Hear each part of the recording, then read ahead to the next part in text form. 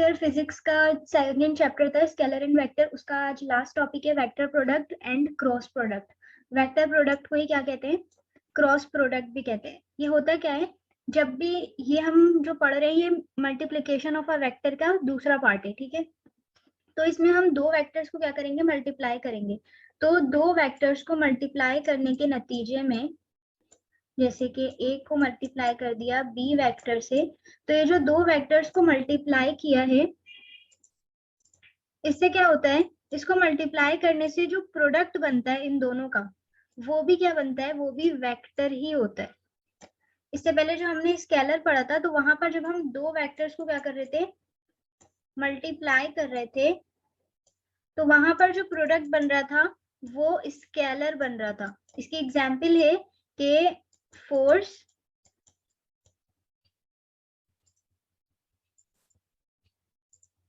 Into displacement, सही है। तो आपको पता है कि डिस्प्लेसमेंट भी क्या होता है, वेक्टर प्रोडक्ट होता है, और फोर्स भी क्या होती है, वेक्टर प्रोडक्ट होती है, वेक्टर क्वांटिटी होती है, सॉरी।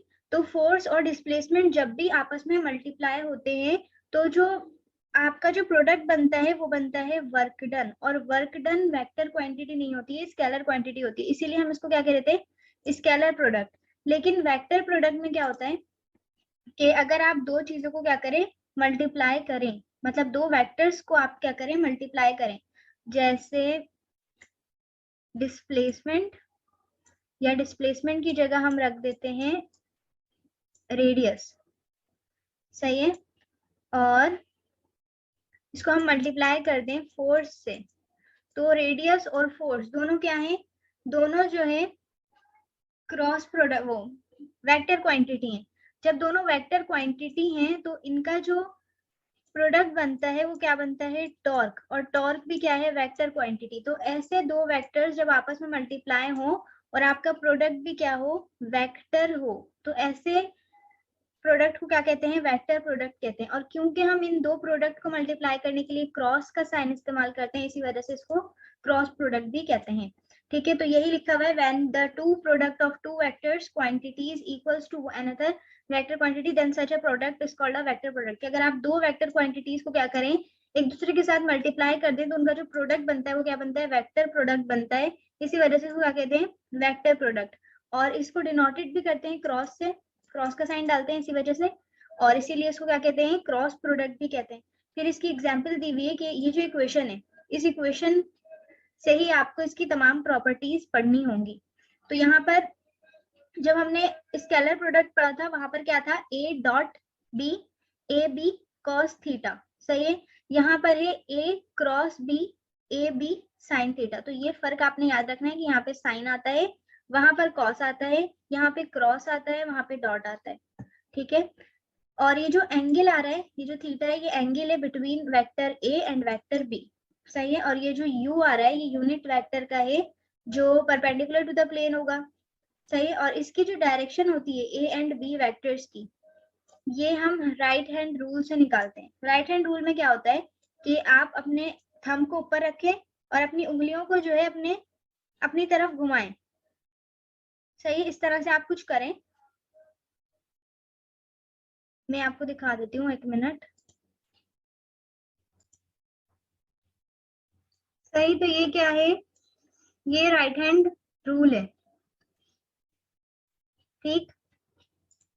तो ये वाली डायरेक्शन जो जहां पर भी आपका जो है आपकी फोर्स की डायरेक्शन जो भी होगी, आपके जो है वेक्टर की डायरेक्शन जो भी होगी, आप उस तरफ थंब करेंगे और अपनी फिंगर्स को जो है अपनी तरफ मोड़ेंगे, तो वो क्या हो जाएगा, आपकी फिंगर्स जहां पर मुड़ रही होंगी वहीं क्या होगी, आपकी डायरेक्शन होगी, ठीक है। तो इस तरह से आप राइट हैंड रूल से क्या निकाल सकते हैं, डायरेक्शन निकाल सकते हैं। एग्जाम्पल दी हुई टॉर्क के, टॉर्क क्या है, क्रॉस प्रोडक्ट है। कैसे टॉर्क क्रॉस प्रोडक्ट है, क्योंकि वेक्टर और फोर्स, पोजीशन वेक्टर और फोर्स का क्या है, ये मल्टीप्लीकेशन है, उसकी वजह से क्या बनता है, टॉर्क बनता है, सही है। इसके बाद हम इसकी दूसरी एग्जांपल देखते हैं जो है एंगुलर मोमेंटम। एंगुलर मोमेंटम में आप क्या पढ़ते हैं,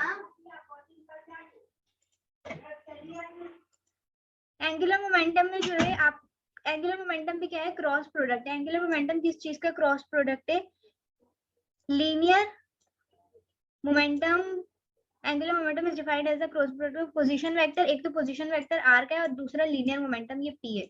सही है, तो ये क्या है आपका एंगुलर मोमेंटम, तो ये भी क्या है एग्जाम्पल है क्रॉस प्रोडक्ट की। फिर इसकी हम प्रॉपर्टीज पढ़ेंगे, तो प्रॉपर्टीज ये है कि अगर आपका ए वेक्टर और बी वेक्टर एक दूसरे से क्या हो पैरेलल हो, मतलब कि ए वेक्टर और इसी के ऊपर क्या आ जाता है बी वेक्टर, तो दोनों क्या है पैरेलल हैं, तो दोनों के दरमियान जो एंगल बन रहा है वो क्या बन रहा है 0 डिग्री। सही है, तो फिर हम अपनी इक्वेशन देखेंगे, हमारी इक्वेशन क्या थी A B A cross B A B sine theta. सही, तो जब आप अपने साइन थीटा के अंदर कोई वैल्यू पुट करेंगे, जैसे आप कैलकुलेटर में डालेंगे साइन 0, क्योंकि आपका एंगल 0 बन रहा है तो आप 0 डालेंगे तो साइन 0 आपका हो जाएगा 0।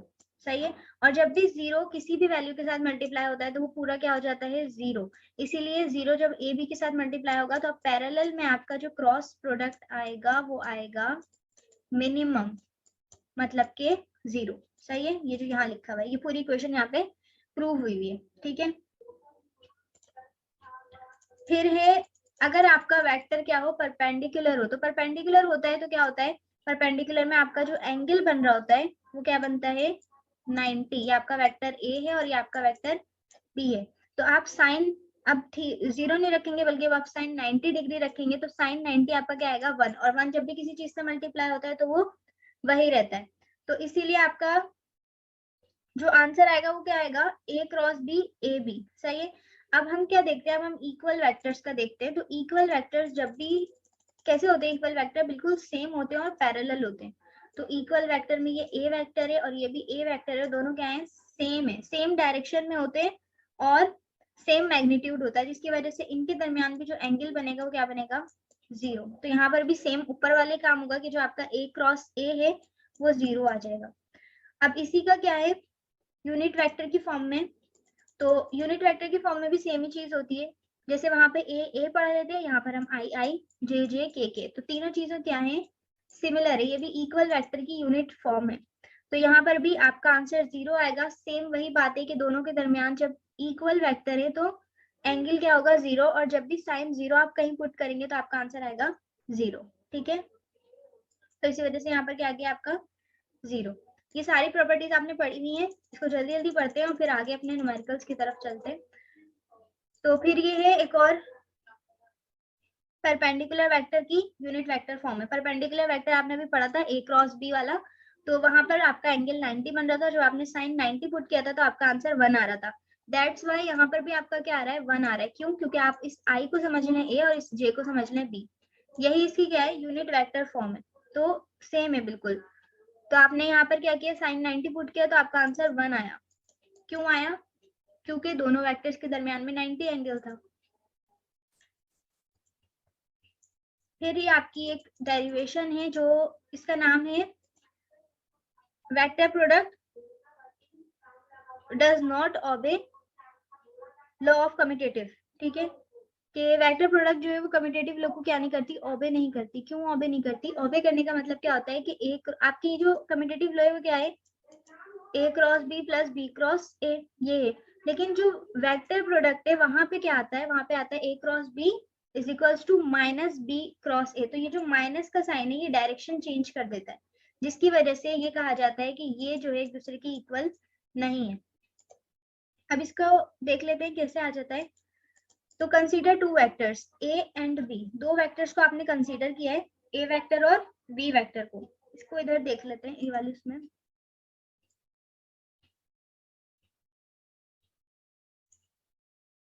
सही है, तो आपने कंसीडर किया दो वेक्टर्स को, vector A and B in a certain plane, एक ही प्लेन पर, तो the vector is given by C is equals to A B.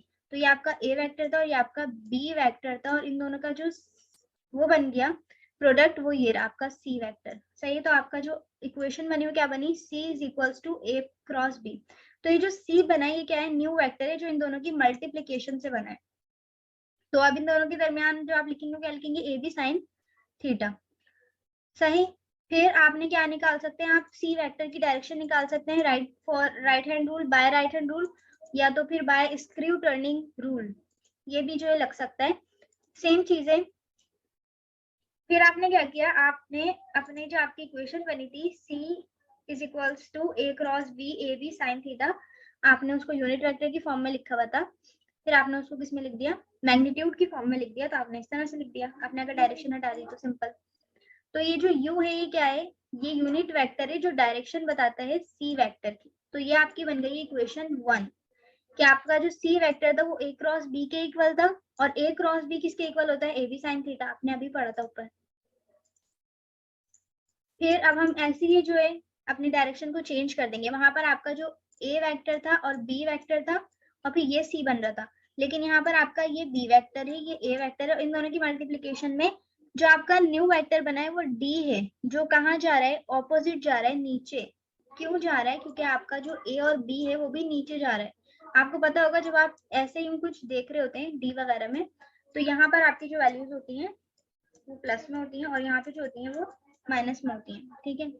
तो यहाँ पर आपका जो जाएगा वो माइनस में जाएगा, सही।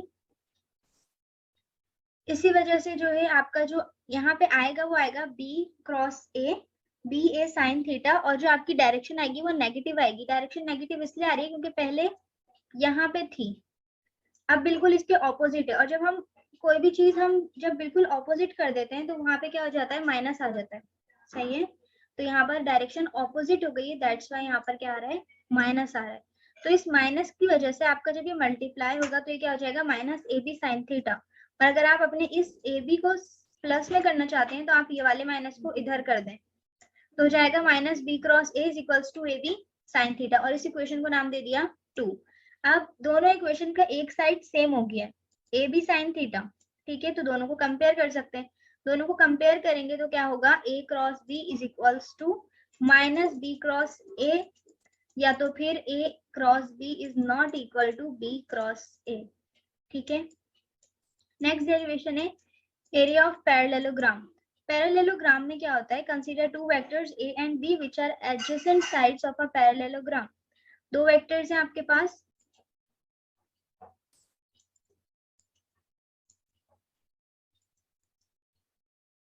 सही है, आपके पास दो वेक्टर्स हैं, ए वेक्टर एंड बी वेक्टर। आपने उनको कैसे कर दिया है, ए वेक्टर आपका ये रहा, बी ये रहा, बी का प्रोजेक्शन ये रहा, ए का प्रोजेक्शन ये रहा। अब आपने क्या करना है, बी का प्रोजेक्शन ए के ऊपर डालना है। तो जब आपने यहाँ डाला तो ये क्या बन गया, एक ट्राइंगल, और आपने इसको नाम दे दिया एच का, सही है। अब एरिया ऑफ पैरेललोग्राम का एक है बेस और एक है एटीट्यूड। अब आप इस तरह से निकालेंगे बेस और एटीट्यूड। तो आपने एटीट्यूड कैसे निकाला, बेस आपका किसके ऊपर करता है, बेस ए के ऊपर, तो आपने ए कर दिया, मल्टीप्लाई कर दिया इस एटीट्यूड से, तो ये एटीट्यूड का नाम दिया है एच का, तो इसलिए यहाँ पे एच आ गया। अब आपने फिगर से निकाला कि जो आपका एच है ये किन चीजों से बना है, ये बी वेक्टर से बना है और बस थीटा है, तो दैट्स वाई यहाँ पर क्या आ गया, बी साइन थीटा। तो आपका हो गया H is equals to B sine theta, ठीक है, ये समझ आ गया। अब आपने क्या निकालना है, एरिया ऑफ पैरेललोग्राम का फॉर्मूला निकालना है।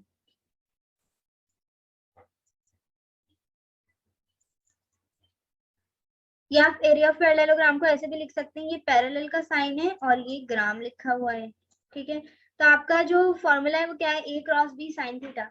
अब ये जो बी साइन थीटा है ये क्यों है, ये आपका निकला था पैरेललोग्राम का, जो आपने फॉर्मूला निकाला था वो निकाला था बेस इनटू एटीट्यूड। बेस आपका था ए, एटीट्यूड था एच, एच की जगह आपने क्या पुट किया, बी साइन थीटा, इसीलिए ये आ गया। अब इन दोनों को मल्टीप्लाई कर देंगे तो क्या हो जाएगा, ए बी साइन थीटा। और ए बी साइन थीटा क्या है, ए क्रॉस बी का प्रोडक्ट है, या ए क्रॉस बी इसका प्रोडक्ट है, यहाँ पे आप देख रहे हैं। तो इसलिए यहाँ पे क्या लगा दिया ए क्रॉस बी, सही। एरिया ऑफ पैरेललोग्राम का क्या बन गया, फॉर्मूला। ये फॉर्मूला आपको न्यूमेरिकल्स के लिए बहुत जरूरी है। इसके अलावा एक और फॉर्मूला है area of triangle. Area of triangle बहुत सिंपल है, यहाँ पर आप एरिया ऑफ पैरेललोग्राम की जगह ट्राइंगल लिख दें और यहाँ इससे पहले क्या लगा दें, 1/2, सेम है बिल्कुल। यहाँ पर देख लें एरिया ऑफ ट्राइंगल, या तो फिर आप इसको इस तरह से ट्राइंगल बनाकर उसके अंदर कलर भी भर सकते हैं, तो ये भी आपको एरिया ऑफ ट्राइंगल को ही शो करता है। और इसका ये 1/2 लगा दिया और ये बाकी चीज सेम, बस यहाँ पर आपकी होता है ये टॉपिक कंप्लीट। अब हम आते हैं न्यूमेरिकल्स की तरफ, इजी है। उसके बाद जो है आपने उसका आपको मिलेगा कि आप जो है उसको क्या करें, पेनियर से सॉल्व कर लें। सही, तो आपका ये फर्स्ट न्यूमेरिकल है। Suppose two vectors A and B having same magnitude. दो वेक्टर्स है जिनका क्या है, मैग्नीट्यूड बिल्कुल सेम है। The magnitude of resultant of these vectors are same as one of them. और मतलब कि दो वेक्टर है, दोनों का मैग्नीट्यूड सेम है, और इनके रिजल्टेंट का मैग्नीट्यूड भी क्या है, बिल्कुल सेम है। सही है, और इनका फाइंड क्या करना है, थीटा फाइंड करना है। तो आपने क्या किया, आपने इन तीनों को इक्वल ले लिया एफ के। सही, आपको कुछ तो करना है ना, तो आपने क्या निकाल लिया, एफ के इक्वल ले लिया, जस्ट सपोज। सही है, ये तीनों चीजें, चारों चीजें एक दूसरे की क्या हो गई, इक्वल हो गई। अब आपने लॉ ऑफ कोसाइन जो है आपका, r is equals to A square plus B square two A B cos theta under root, तो आपने ये वाला फॉर्मूला लगाया। इस r की जगह आपने f लगाया क्योंकि ये इसके इक्वल था। a की जगह भी f लगा दिया, b की जगह भी, और यहाँ पर भी। सही है, आपको मालूम करनी है ये वाली चीज, और इसको मालूम करने के लिए आपको इन सबको सिंप्लीफाई करना है। अब आपने क्या किया, इस रूट को हटाने के लिए आपको जब भी कुछ चीज सिंप्लीफाई करनी होती है ना, तो आपको सबसे पहले रूट स्क्वायर ये सारी चीजें हटानी होती हैं। तो आपको इस रूट को हटाने के लिए स्क्वायरिंग बोथ साइड करेंगे।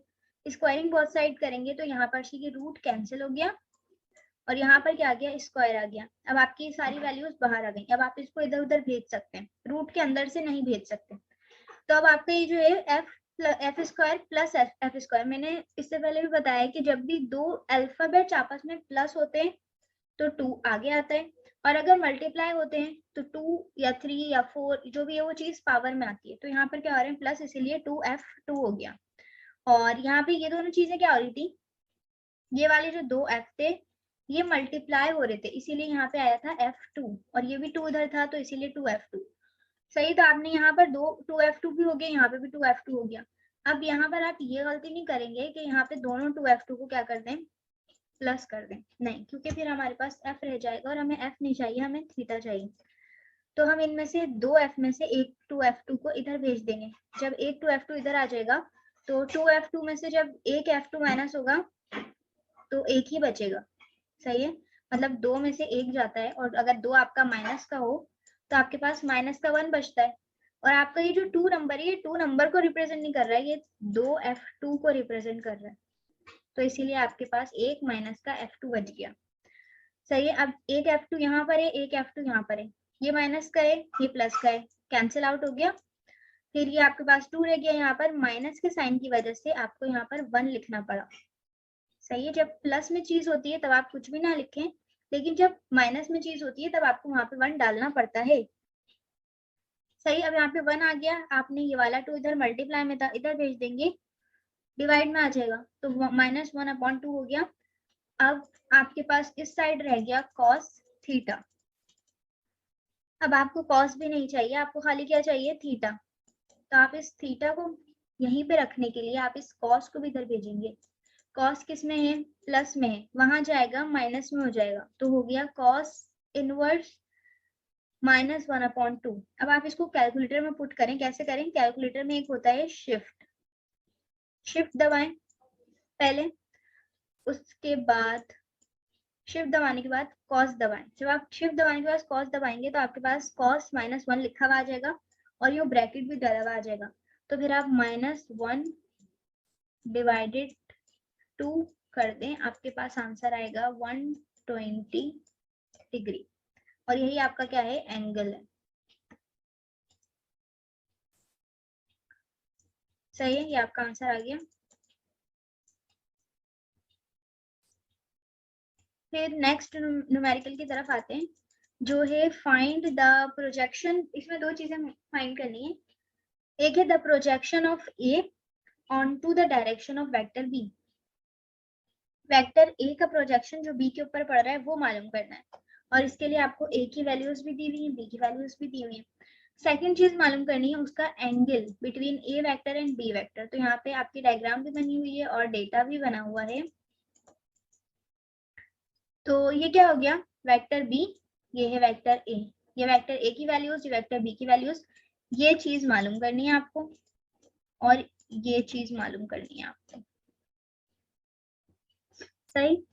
तो प्रोजेक्शन मालूम करने का फॉर्मूला क्या है, ए का प्रोजेक्शन बी के ऊपर पड़ रहा है इसीलिए ए डॉट, और ये यूनिट वेक्टर वाला बी है। आप याद रखिएगा कि हम यूनिट वेक्टर को स्मॉल लेटर्स से जो है रिप्रेजेंट करते हैं और ऊपर एक हैट होता है। सही है। तो आप इसको जो है बी समझ के बी की वैल्यूज नहीं पुट कर दिएगा, ये अलग चीज है, इसको फाइंड आउट करना है अभी। सही। सॉल्यूशन पर आते हैं। तो ये आ गया आपके इस चीज को फाइंड आउट करने के लिए ये फॉर्मूला। बी आपको दिया हुआ है। सही है। बी आपको दिया हुआ है, ये रहा बी। आई प्लस 2j प्लस 2k, तो आपने सेम ऐसे ही लिख दिया। अब ये जो मॉड्यूलस के अंदर चीज होती है, ये क्या होती है, ये होती है मैग्नीट्यूड। और ये आपको कहीं भी दिखता है तो आप क्या करें, आप अंडर रूट डालें, तीन चीजें लगाएं प्लस के साथ विद स्क्वायर, और जो आपको वेक्टर की फॉर्म में चीज दी हुई है ना उसकी वैल्यूज पुट करते हैं। जैसे यहाँ पे आई दिया हुआ है तो आई ए, आपको अल्फाबेट नहीं लिखने, नंबर लिखने। तो आई है मतलब कोई भी नंबर नहीं है तो यहाँ पे 1 होगा, 1 लिख दिया। ये 2 है, कोई भी नंबर नहीं है, माइनस प्लस का साइन है तो 2 लिख दिया। यहाँ पे भी 2 है तो 2, तो ये आपका आ गया मैग्नीट्यूड ऑफ बी। सही है। अब आप इसको सॉल्व करेंगे, कैसे करेंगे, 1 का स्क्वायर 1 आएगा, 2 का स्क्वायर 4, 2 का स्क्वायर 4, 1 4 4 कितना हो गया 9, 9 का स्क्वायर क्या हो गया, 9 का रूट क्या हो गया 3। तो ये आपका आ गया यूनिट वेक्टर। सही है। अब आप इस थ्योरी को सबके साथ इंडिविजुअल करके लिख देंगे।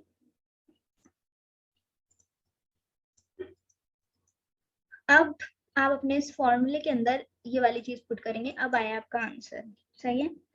तो अब इसको पुट करने के बाद आप क्या करेंगे, इस चीज को भी इससे मल्टीप्लाई करेंगे और इसको इससे करेंगे, इसको इससे करेंगे। सही है। आप अल्फाबेट्स ना लिखें, अब जो है डायरेक्ट आप क्या कर दें, अपनी चीज को ऐसे ही कर दें। सही है। तो ये जो 2 है, जब ये 2 इस 1 के साथ मल्टीप्लाई होगा तो क्या आ जाएगा 2, और ये 3 ऐसे ही रहेगा, 1 से 1 कैंसिल आउट हो गया। कैंसिल आउट कर दें, इसको हटा दें, ना लिखें। ऐसे ही 3 को 2 से मल्टीप्लाई किया तो क्या हो गया 6। सही है।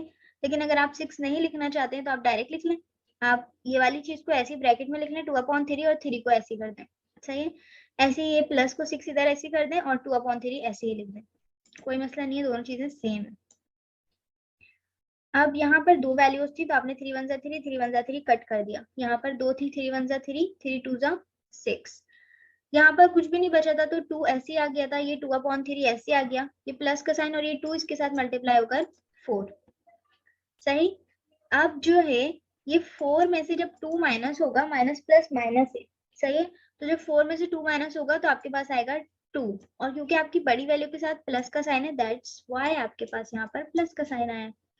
अब यहाँ पर क्या हो गया 2/3 प्लस 2, तो अब आप इस 2/3 को कैलकुलेटर में पुट करें और आंसर देखें, जो भी आता है उसको सम कर दें 2 के साथ तो आपका आंसर आ जाएगा 2.666, और आप यूनिट लगाएंगे, यूनिट। सही। इसकी यूनिट क्या है, यूनिट ही है। आपने एक चीज मालूम कर ली, सेकंड चीज आपको मालूम करनी थी थीटा। थीटा कैसे मालूम करेंगे, थीटा के लिए आपके पास ये वाला फॉर्मूला है, A dot B A B cos theta. अब आपके पास ए की वैल्यू है, नहीं है, इस वाले ए की वैल्यू नहीं है आपके पास, आपके पास ये वाली वैल्यू निकल आई है जो ये है। अब आप इस ए की वैल्यू कैसे निकालेंगे, अभी ऊपर बताया था कि आपके पास जब भी मॉड्यूलस को मैग्नीट्यूड मालूम करने को बोला जाए तो आप अंडर रूट लेकर तमाम नंबर्स को उसमें पुट कर दें। सेम आप वही काम करेंगे, यहाँ पर भी आपने किया, 2 का स्क्वायर आ गया 4, माइनस 3 का स्क्वायर आ गया 9। अच्छा, माइनस 3 कोई भी चीज होती है माइनस के अंदर और वो क्या हो रही हो, स्क्वायर हो रही हो, मतलब कि स्क्वायर में क्या चीज होती है, स्क्वायर में जो है आप किसी भी नंबर को मल्टीप्लाई कर रहे होते हैं। सही है। तो जब माइनस माइनस मल्टीप्लाई होता है तो वो प्लस हो जाता है, और 3 3 मल्टीप्लाई होगा तो 9 हो जाएगा, इसीलिए ये जो 9 आया है ये प्लस में आया है। ऐसी 6 6 36, तीनों चीजों को प्लस करेंगे 49, 49 का रूट क्या हो जाएगा 7। सही। फिर अब आप इस ए, अच्छा बी को भी ऐसे ही करेंगे, क्यों करेंगे बी को भी ऐसे ही, क्योंकि बी भी हमारा यूनिट वेक्टर आया था, तो आप इसका भी मैग्नीट्यूड इसी तरह से निकाल सकते हैं। तो जब आप इन सबको करेंगे तो आपका आंसर आएगा 1। अब आप क्या करें, पुट करें, इधर 7 इधर 1 इधर 2.6666, और इन दोनों को मल्टीप्लाई करें, इन दोनों को और जो है इन दोनों को मल्टीप्लाई करने के बाद इस पूरी चीज को यहाँ भेज देंगे। सही है, फिर इस कॉस को भी यहाँ इनवर्स में भेज देंगे और फिर आपका आ जाएगा आंसर। सही है, वो जो 0.2266 करके जो भी था 7 से डिवाइड होकर ये 0.38 आया और फिर कॉस इनवर्स ये 0.38 से क्या हुआ, मल्टीप्लाई हुआ, तो फिर आपका आंसर आ गया, आपका एंगल आ गया 67.6 डिग्री। सही है, इस तरह से होगा। फिर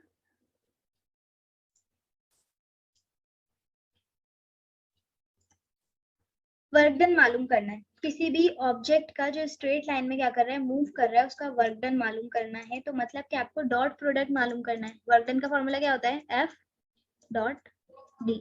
यहाँ पर आपको क्लियर हो जाना चाहिए कि आपको क्या मालूम करना है। वर्क डन मालूम करना है तो आपको क्रॉस प्रोडक्ट मालूम करना है, या तो जो है वेक्टर प्रोडक्ट मालूम करना है। तो यहाँ पर वो वेक्टर प्रोडक्ट मालूम करना है, स्केलर प्रोडक्ट, तो यहाँ पर आपका है स्केलर प्रोडक्ट। स्केलर प्रोडक्ट का डेफिनेशन थी, वो फॉर्मूला था A dot B, A B cos theta. सही है, इसी को पुट करेंगे तो ये चीज हो गई आपकी एक वेक्टर, ये हो गई दूसरी। मगर ये कह रहे हैं कि क्या है, ये जो है रेडियस है। सही है, क्योंकि फोर्स आपको यहाँ पे दी हुई है तो ये क्या है, रेडियस है। लेकिन अब आप इसको रेडियस को कैसे लेंगे, इन्होंने कहा कि ये जो स्ट्रेट लाइन में मूव कर रहा था ये इतने से इतना हो गया है, मतलब कि दोनों क्या हुए हैं, रिड्यूस्ड हुए हैं, माइनस हुए हैं, सबट्रैक्ट हुए हैं from this number two this number. सही है, तो इसको हम नाम दे दें R2 और इसको हम नाम दे दें R1, या इसको हम R1 भी दे सकते हैं और इसको R2 भी दे सकते हैं। सही, इसको R1 देते हैं, इसको R2 दें। मालूम क्या करना है, find the angle between force and displacement. मतलब के फोर्स एंड डिस्प्लेसमेंट का ये भी मालूम करना है आपको, वर्क डन, और इसी का आपको एंगल भी क्या करना है, मालूम करना है। दोनों चीजें मालूम करनी है। डेटा बनाएंगे भाई, डेटा हम पहले ही बना चुके हैं बातों बातों में। सही है, अब हम फॉर्मूला लगाएंगे। तो हमारा फॉर्मूला क्या है, ये वाला फॉर्मूला है। तो अब हमें क्या मालूम नहीं है, हमें कोई कुछ भी मालूम नहीं है, हमें ये मालूम नहीं है, हमें ये मालूम नहीं है, हमें बस ये मालूम है। हम इसको कैसे फाइंड आउट करेंगे, हम लेंगे डेल्टा आर। इस चीज को हटा दें आप, ये वाली क्वेश्चन देखें, delta R is equals to R2 R1। हम यहाँ पर कोई एक ही चीज पुट कर सकते हैं, दोनों चीजें पुट नहीं कर सकते। तो हम इस डेल्टा आर को लेंगे, मतलब दोनों का चेंज लेंगे। तो हमारे पास ये दोनों चीजें दी, दोनों रख दी, दोनों को क्या किया, माइनस करना है। तो यहाँ तक आप बिल्कुल सेम लिखेंगे, यहाँ तक, फिर उसके बाद ये माइनस जो है हर चीज से मल्टीप्लाई होगा, तो ये -3i हो गया, minus plus minus 2j minus minus plus k। सही है, फिर यहाँ पर 4k और k प्लस हो रहा था तो आ जाएगा 5k, यहाँ पे देख रहे डायरेक्ट। और ये 2i और 2i क्या हो रहा था, माइनस हो रहा था। सही है, हो 2i और 3i क्या हो रहा था, माइनस। 3 में से 2 गया, 1 बचा, तो इसलिए माइनस का i आया है क्योंकि 3 के साथ माइनस था। और फिर माइनस का j और 2 माइनस j, तो ये क्या हो रहे हैं, सम हो रहे हैं, तो इसीलिए 3j हो गया। लेकिन साइन क्या आएगा, माइनस का, क्योंकि दोनों तरफ माइनस है। तो ये आ गया आपका r। अब इस r को आप यहाँ पे भी डाल सकते हैं और इधर f को डालेंगे, आपके पास वर्क डन आ जाएगा। सही है, आ गया। अब आपके पास ये जो वर्क डन आया है, सही, अभी जो वर्क आपके पास जो वर्क डन आया है वो किस चीज का है, वो आया है वेक्टर की फॉर्म में। सही है, लेकिन जब हम मैग्नीट्यूड वो निकालेंगे एंगल, तो हमें एंगल में, जब एंगल के लिए हम ये वाला फॉर्मूला यूज करेंगे। सही है, और ये वाले फॉर्मूले के अंदर फोर्स और रेडियस, हमें दोनों चीजें मैग्नीट्यूड की फॉर्म में डालनी होंगी। तो हम इन दोनों को क्या करेंगे, अब मैग्नीट्यूड निकालेंगे। मैग्नीट्यूड कैसे निकालते हैं, अंडर रूट करके चीजों को निकाल लेते हैं, वही काम करेंगे। ये देखें, ये हमने ये हमारा ये वाली चीज मालूम करनी है, थीटा। तो हमें एफ और आर मालूम करना है, कैसे करेंगे, इसको आप जो है आर निकाल लें, मैग्नीट्यूड पुट करके सारी वैल्यूज डालकर, फिर आप एफ भी ऐसे निकाल लें। और अब ये दोनों जो आपके चीजें आ गई हैं, आप इसको किस में करें, अपने फॉर्मूले के अंदर पुट करें। सेम वैसे ही होगा, कोस इनवर्स करके आपका आंसर आ जाएगा। मेथड सेम है, आप जो है बस थोड़ा सा दिमाग लगा लें, आसान है। सही है। ये वाला जो दूसरा न्यूमेरिकल है ये भी सेम है। यहाँ पर आपको जो है क्या मालूम करना है, सिर्फ यहाँ पर भी दोनों चीजें मालूम करनी है। सेम वही चीज लगेगी, बिल्कुल वही प्रोसीजर होगा जो अभी ऊपर वाले का बताया है। उसके बाद ये मैं आपको पीडीएफ की फॉर्म में सेंड कर दूंगी, डोंट वरी, आप आराम से देख लिएगा, समझ लिएगा।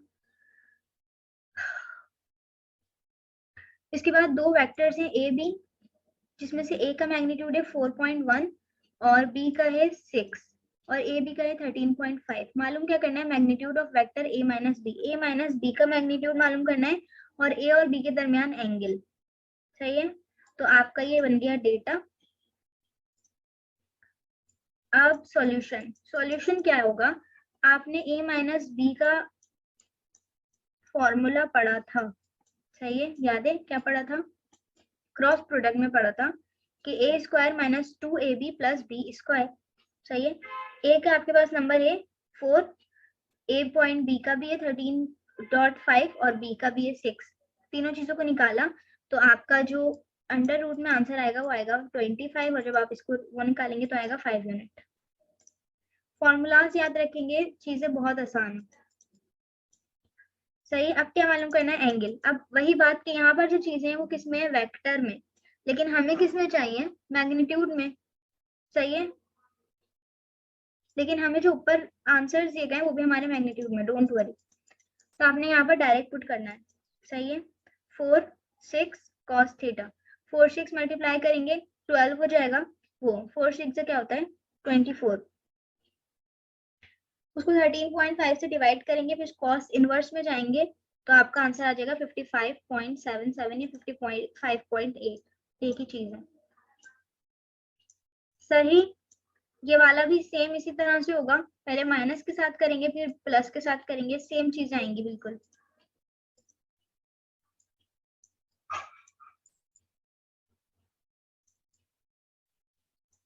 ये लास्ट न्यूमेरिकल देखें, ट्राइंगल वाला। सही है। ये वेक्टर ए दिया हुआ है, ये वेक्टर बी दिया हुआ है, मालूम क्या करना है, area of triangle. Area of triangle का फॉर्मूला था 1/2 ए बी और इसका ये फॉर्मूला है। सही है। ए भी दिया हुआ है, बी भी दिया हुआ है।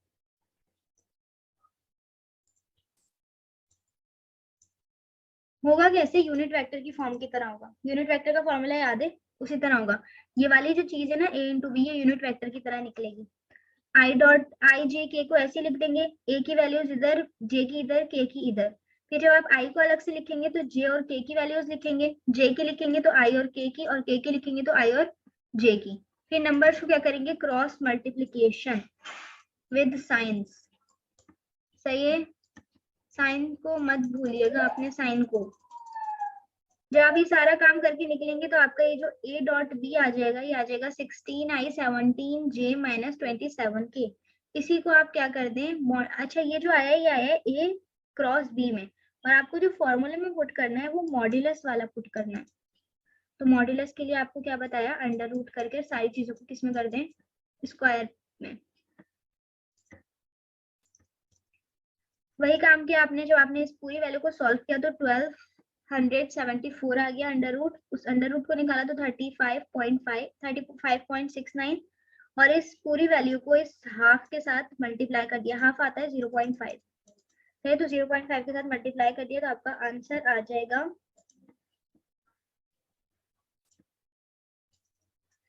17.845 यूनिट स्क्वायर। सही। तो इस तरह से आप अपने न्यूमेरिकल्स की प्रैक्टिस कर लें और जो ये अपने टेनर के न्यूमेरिकल्स को अच्छे तरीके से करें, और खास तौर से जो आपकी डेरिवेशन है, addition of vector by rectangular component method, जो 6 to 7 स्टेप्स की है, उसको अच्छे तरीके से प्रैक्टिस करें और एक एक प्रॉपर्टीज को, खास तौर से स्केलर प्रोडक्ट और वेक्टर प्रोडक्ट की अच्छे तरीके से अपने जहन नशीन कर लें। और याद रखें, स्केलर प्रोडक्ट में आप cos थीटा यूज करते हैं और वेक्टर प्रोडक्ट में आप sin थीटा यूज करते हैं, आपका फॉर्मूला सेम रहता है। cos 0 1 के इक्वल हो जाता है और sin 0 0 के इक्वल हो जाता है। cos 90 0 के इक्वल होता है और sin 90 1 के इक्वल होता है। इसी वजह से आपकी प्रॉपर्टीज क्या हो जाती हैं, चेंज हो जाती हैं। सही है, अपना ख्याल रखिएगा। अल्लाह हाफिज।